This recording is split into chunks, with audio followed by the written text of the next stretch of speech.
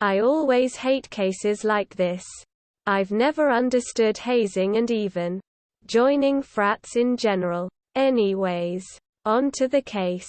19-year-old Daniel Santulli has been left permanently brain damaged after suffering severe alcohol poisoning in a hazing incident that occurred in October 2021. Santulli is originally from Minnesota, but attended the University of Missouri where during his freshman year he became a pledge of Phi Gamma Delta. Pretty quickly, Santulli became a servant for older frat brothers, and was allegedly subjected to abuse until the night of the incident. He had bought frat brothers stuff with his own money, cleaned their rooms, and was expected to serve food, alcohol, and weed to them at all hours of the night. On one occasion, Danny had been ordered to climb into a trash can that had broken glass in it, and consequently had to get stitches and crutches for the gash he got on his foot. Just 2 days before the horrific incident, Daniel's sister visited him. He broke down and revealed he was stressed, sleep-deprived and was nowhere near getting the experience of a brotherhood he had joined for. His family tried to convince him to quit, but Daniel did not want to be seen as a quitter and/or face the humiliation of dropping out. On October 19, 2021, the fraternity was hosting a Pledge Dad reveal night. In the surveillance footage, Santulli and other pledges are shown with bottles taped to both of their hands, being ordered to finish the bottles by the end of night by their future brothers.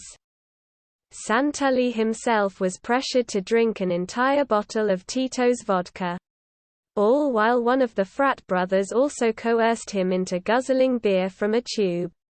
At some point in the surveillance footage, Santulli is shown swaying drunkenly and collapsing on the floor during the party. He is carried over to the couch and left for a while. Video shows Daniel falling over off the couch, seemingly unconscious. The frat brothers eventually realize something is wrong with Santulli beyond just being drunk as they check his pulse.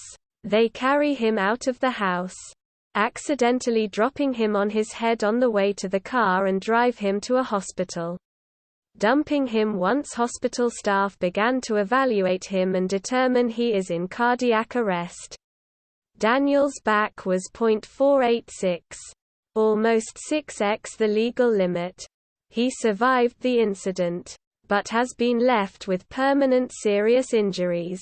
He is completely blind, paralyzed, and cannot speak. After being transferred from the hospital, he spent 8 months in a rehab facility until he was discharged home to his parents' care.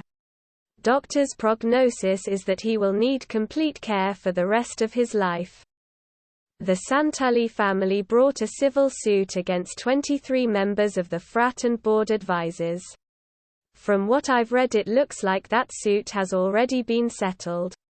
More recently, Ryan Delante and Thomas Schultz, 21, have both been indicted on felony and misdemeanor charges: felony hazing and supplying alcohol to a minor, intoxicated person. Schultz has also been charged with an additional felony: tampering with evidence. Another member, Alex Weltzer, has been charged with supplying alcohol to a minor and possession of alcohol of a minor.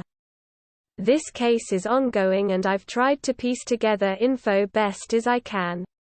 But not all of them are up to date with the charges recently filed.